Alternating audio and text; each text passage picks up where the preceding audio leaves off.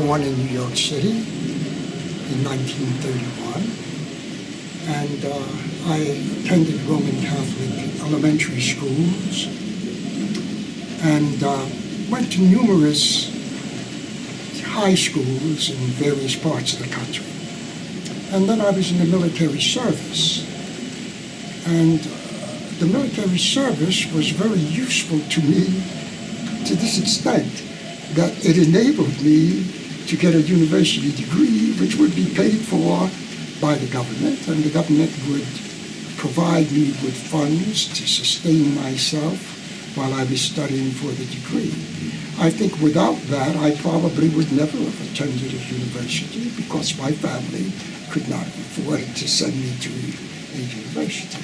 It's good to hear that military has some good purposes. Oh, yes, indeed. The military does have some benefits to it, sometimes.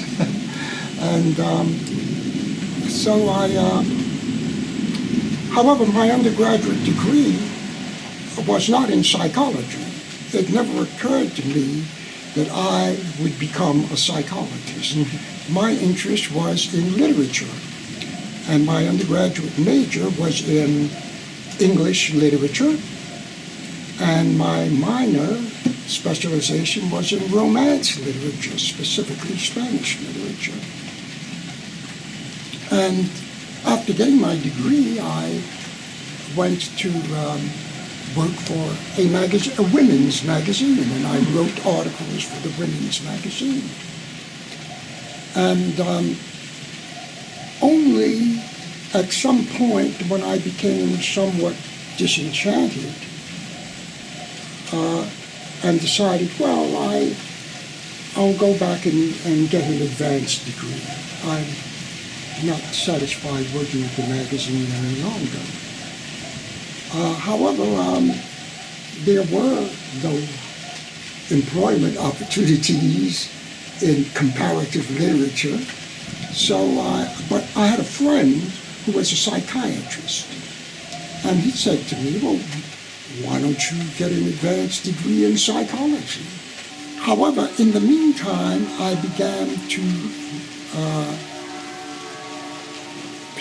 decided to study to get an advanced degree in education because I had a job teaching in a high school, teaching Spanish as it happens, not English. And so I decided to get an advanced degree in education because you needed an advanced degree in order to get tenure as a teacher. And in the course of this, I took a course in developmental psychology. The course was taught by a woman who was from Switzerland. I don't remember her first name, but her last name was Greenberg. And I was so impressed by her that I really became interested in developmental psychology.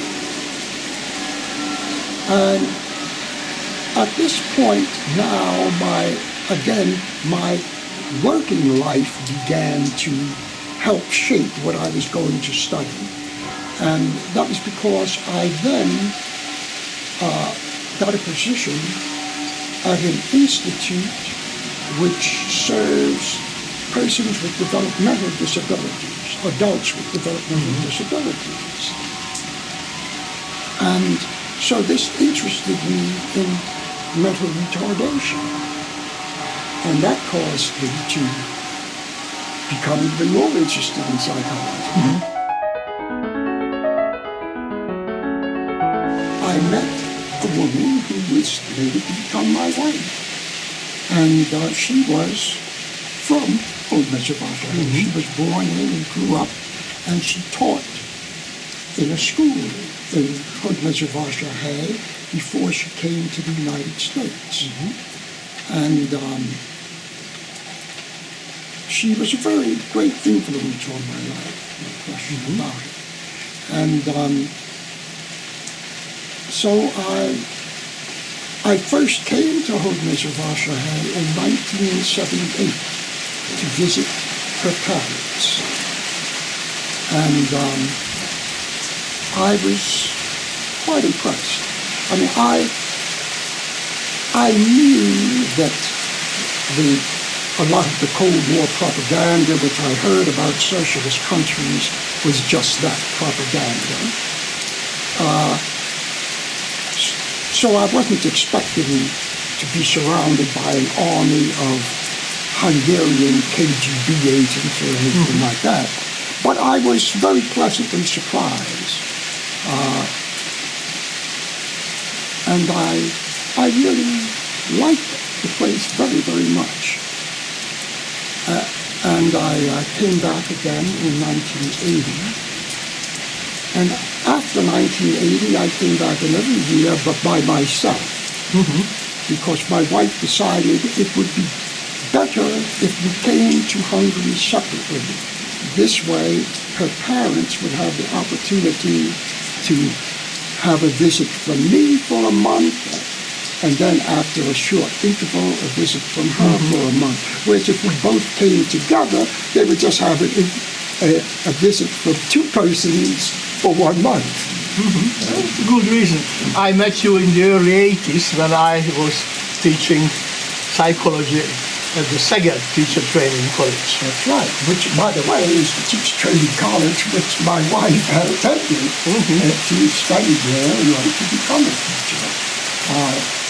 Slightly before your time, but, and she took me to see this building and the buildings of Juhász Gyula while I was in Hungary in 1978. And so I was familiar with where it was. Yes, that's how we met. We met because I was interested in a particular aspect of psychology. I had become interested in the theories of a Russian psychologist, Vygotsky. Well, he was actually a neurologist, but he had psychological theories. There were no psychologists as such in the Soviet Union, but there were persons in other disciplines who developed psychological approaches, even psychological theories. And you were recommended to me by, of all things, a professor of Marxist-Leninist philosophy. And he said to me, "Oh, but you must meet Sándor Klein." Yes. And, because Vygotsky was one of the author I was citing several times in my writings. I used his theory in my theory about learning potential. Very good. Well, I ended up becoming a resident and eventually a citizen of Hódmezővásárhely because my wife said, well, my wife and I like to travel, and I am a Europhile.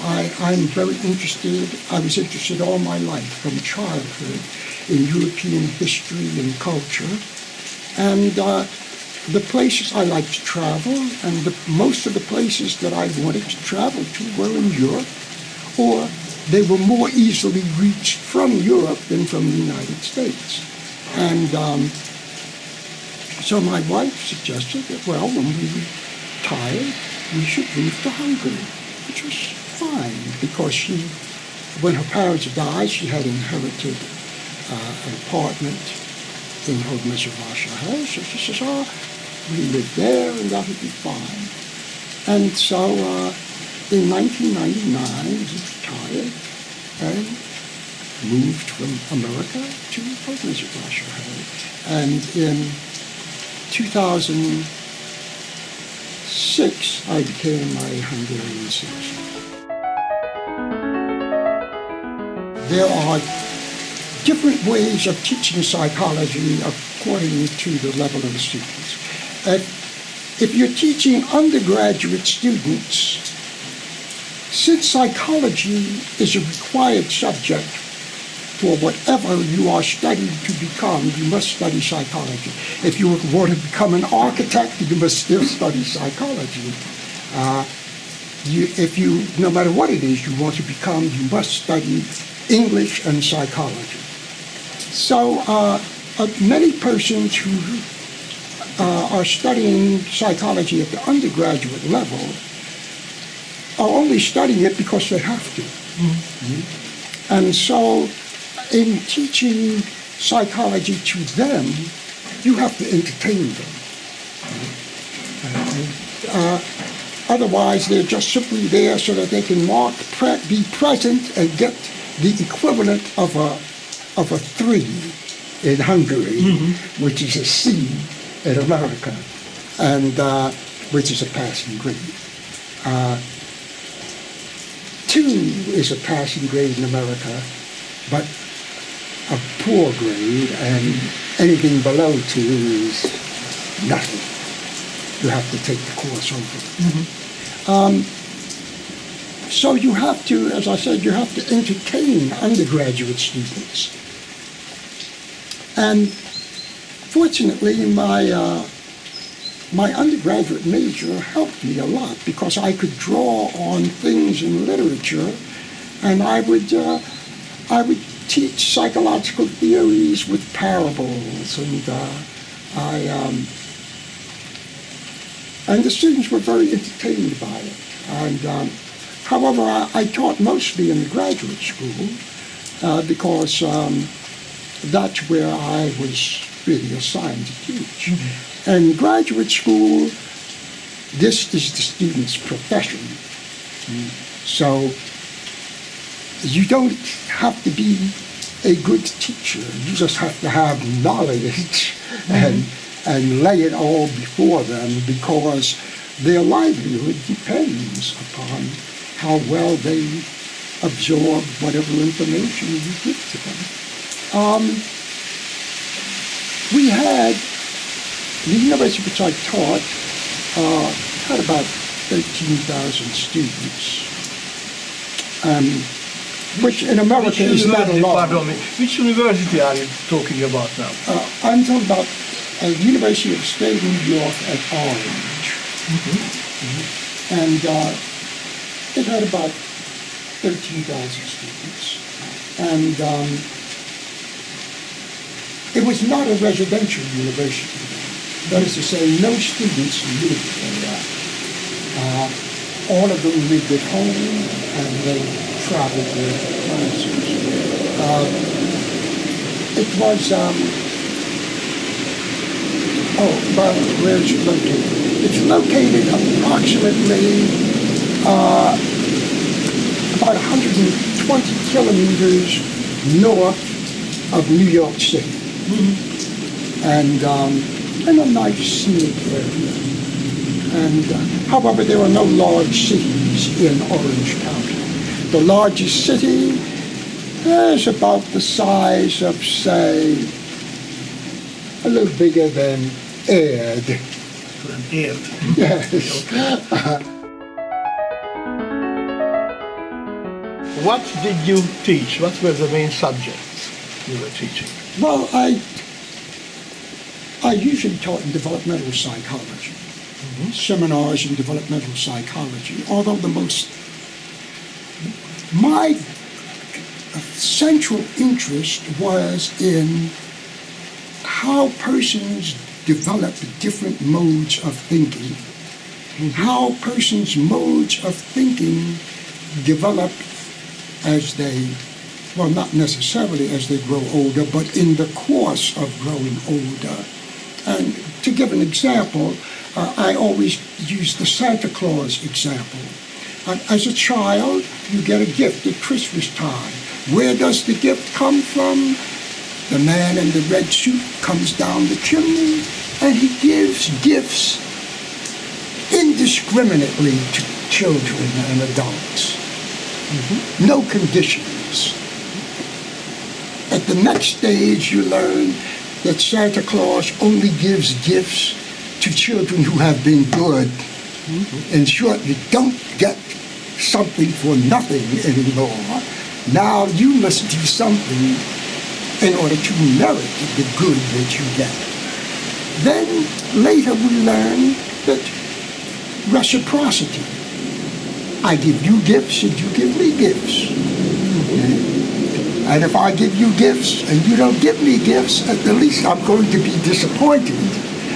And pretty soon you may stop getting gifts from me. Then at a later stage we learn that persons give gifts even though they have no expectation of getting a gift from that person. They give a gift for the satisfaction that they derive from the satisfaction of the person who receives the gift. But you cannot tell a 5-year-old child that, oh, you should give a gift to somebody and feel good because he likes the gift. So therefore, our understanding of gift giving evolves through numerous stages. Well, our understanding of all things develops through numerous stages. And we come to hopefully to a more developed, a more enlightened understanding. I taught stress management naturally in the university. It was part of an undergraduate course, and but I also taught it in the institute where I was the clinical director. I taught it to the employees because I knew the employees would be stressed, and therefore we had to teach them how to deal with stress because they were certainly going to experience it. And stress is important because we all have experienced it. And but we have different kinds of understandings about stress. Although we are concerned primarily about stress as it affects humans, all living things experience stress. And some people think of stress as pressure. Well, pressure is an aspect of stress. But essentially, stress is how an organism reacts when it is confronted by a situation that it feels is beyond its capacity to deal with. Well, according to Shaya, Janos, there are some good stress and some bad stress. Yeah. Is it your experience too? I'll say this, I personally rarely feel stress. I mean, the central answer to stress is what's called self-efficacy, a belief in one's ability to deal successfully with any crisis that one is faced with, within limits. I mean to say, I kind of, if I am told, let's say, that a comet will crash into Earth tomorrow and destroy all living things, well, I just have to accept it. There's nothing I can do about it. Okay? So, but most situations in life that we encounter, we have some means of dealing with it. And so stress management has to do with devising ways of dealing with stress when it arises, because it will arise. And there are essentially two ways of dealing with stress. One way, of course, is the short-term answer to stress, but that's not really a solution. It's simply puts, in effect, as we say, kicks it down the road, and you're going to come across it at some later point. I mean, it's like this. It's like if a man comes to work on Friday and he's handed a notice saying, "This is your last day, you're fired." Well, he's stressed because he needs a job in order to feed his family, to pay his rent, to make his car payments, or what have you. Now, he can deal with it by when he gets off from work at 4, 5 o'clock, goes across the street to the bar and has him some Palinka to drink. And after a few drinks of Palinka, he certainly will not feel stressed. But he still has the problem. See, the stressor still exists. So what we are really interested in is developing people's strategies to deal with stress in order to eliminate the stressor. And I'd like to offer this as an example. I mean, well, in terms of dealing with stress, my approach is cognitivism. In short, you change how you perceive the stressor in order to make it, to eliminate it as a stressor. And so I go back to the same situation. We work for IBM. There's no employer in the area where we live with a better job than the job that we have, or a job anywhere near as good. And we get a notice which says, out of the 5,000 people who work at this factory, 3,000 will be discharged. Now, one person will say, oh, you believe that? That's just a lot of malarkey. I mean, this is just something they're telling us in order for the union, the Soxer Gazette, to moderate its wage demands when the negotiations come up for the next contract. I don't believe that story. Management always makes up those kinds of stories when the time comes to negotiate the contract. In short, he's in denial. The fact is, IBM really is going to lay off 3,000 people. He has chosen the temporary solution. He's just in denial. He says, it isn't so. He feels better until they tell him, turn in your keys and don't come back.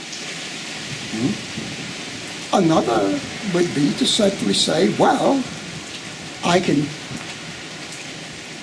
they're offering transfers to a job at a different IBM factory in North Dakota.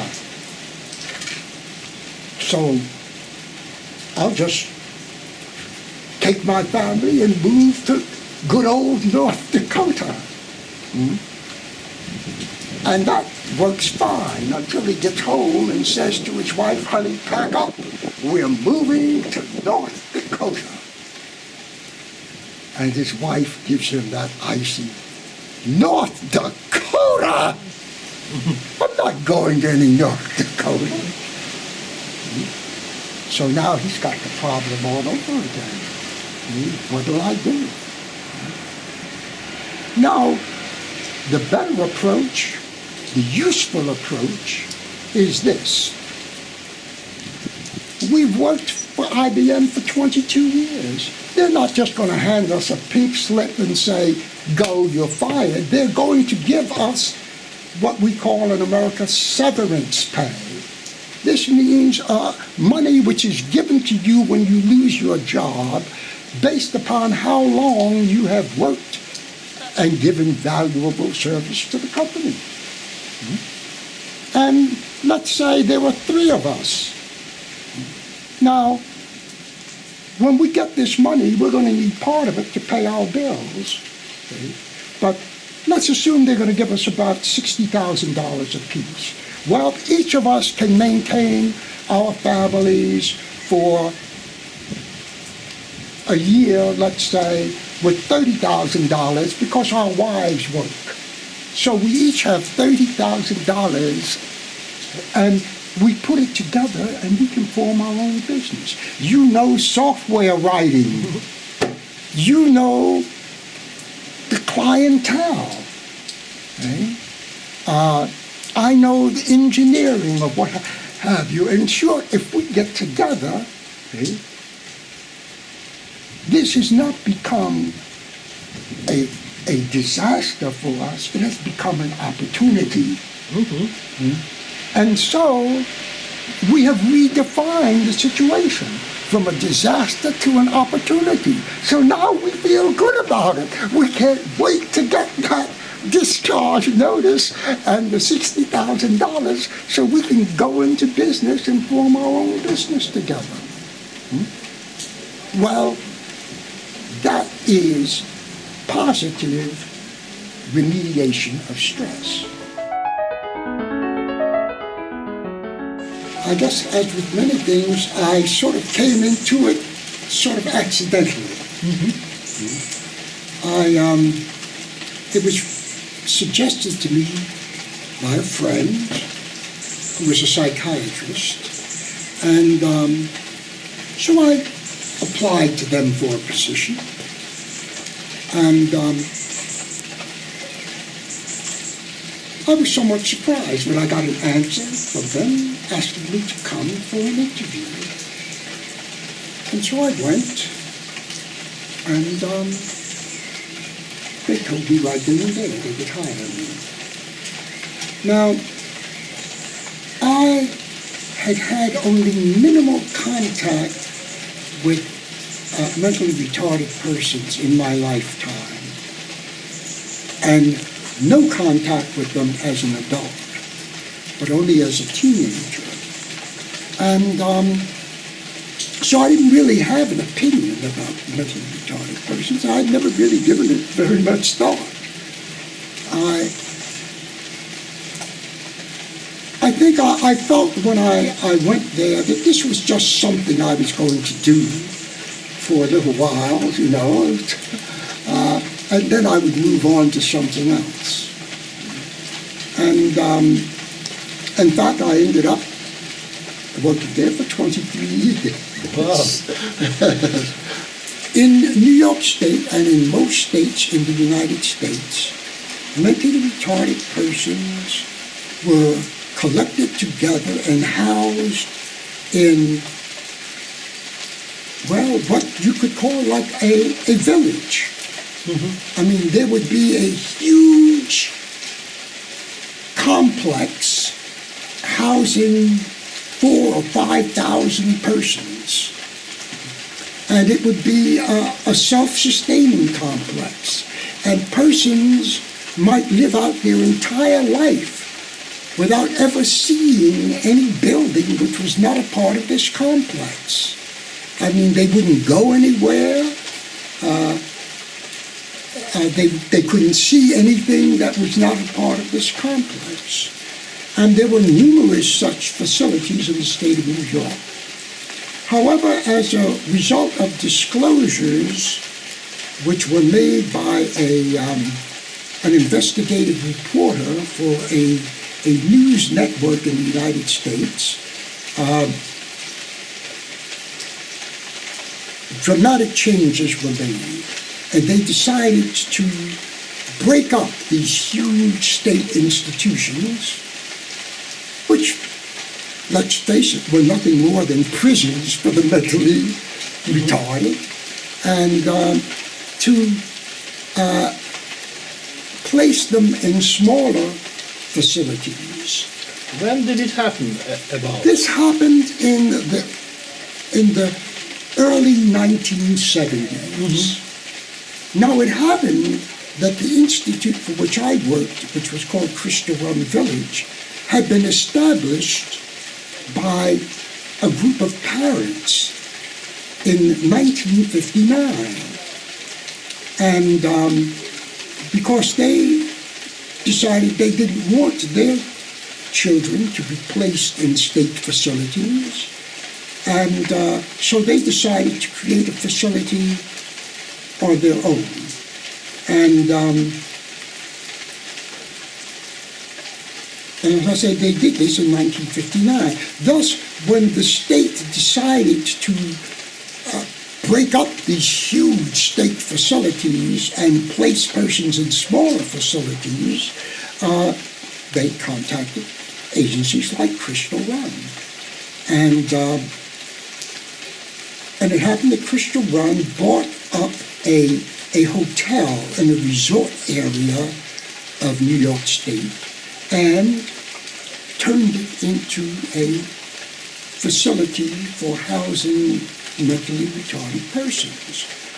Now, Crystal Run only accepted adults, persons over 18 years of age.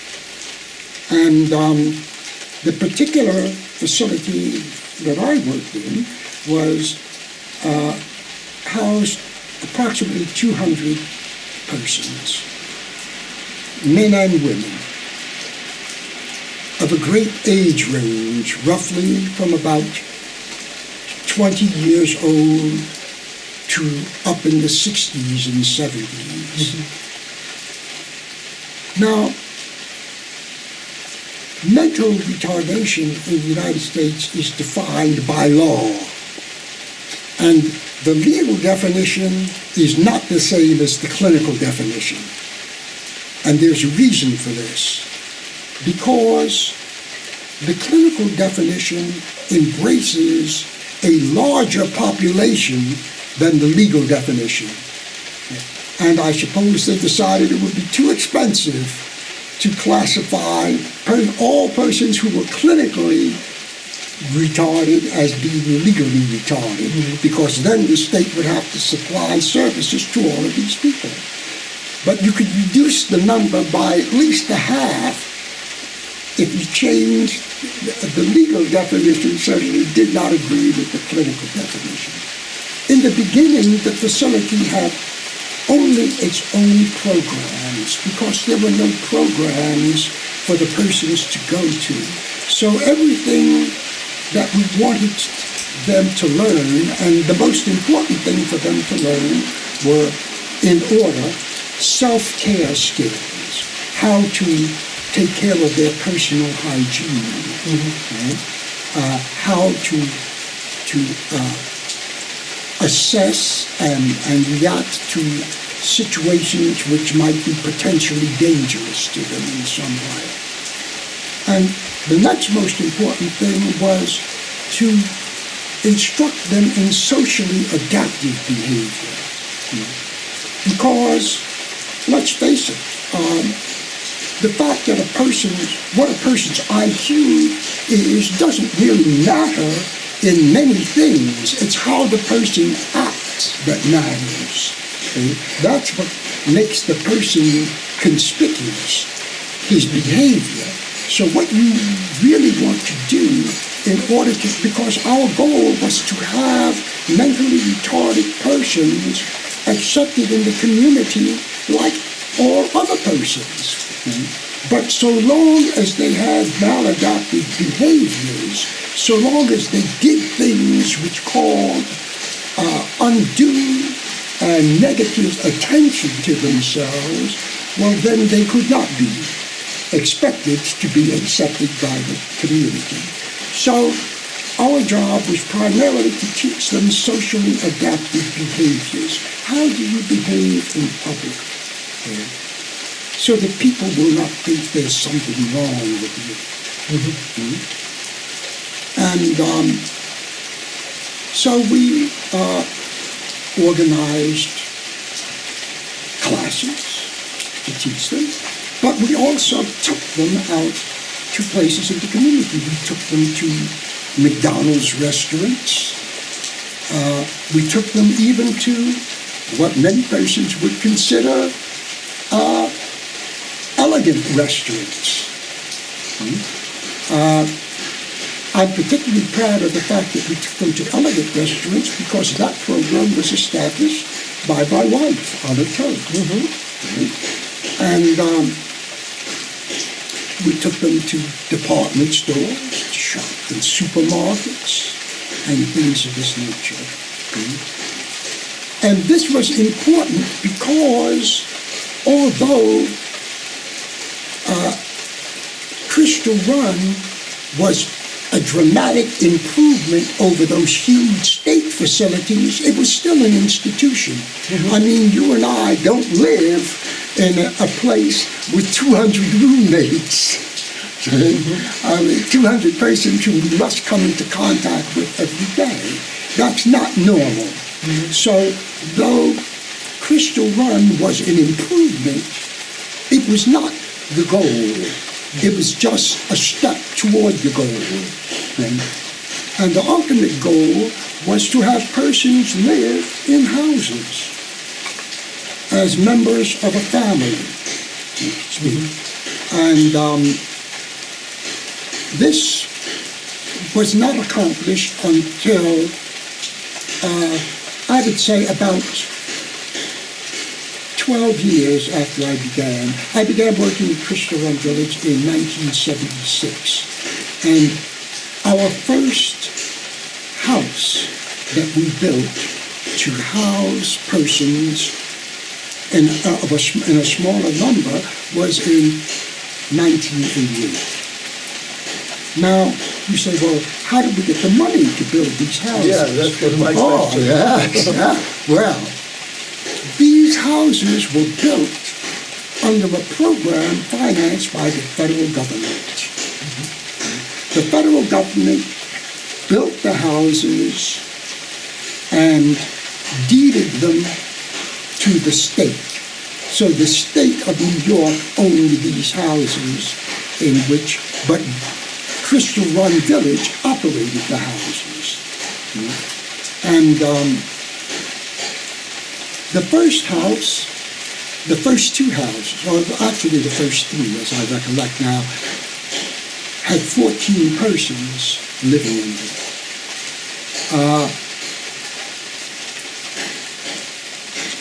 One house had only men living in it. One house had only women living in it.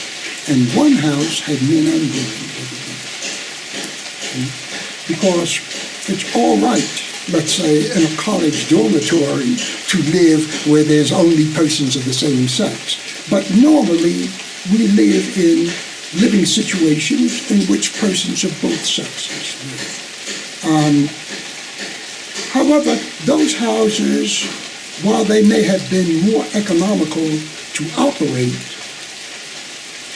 nevertheless were abnormal because normally we don't live in a house with 14 roommates. Right.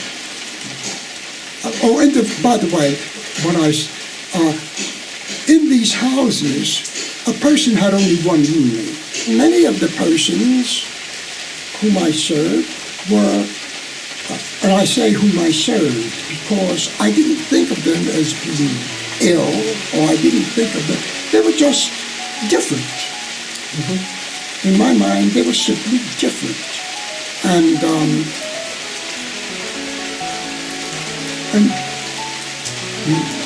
to this day, I think of them as my friends.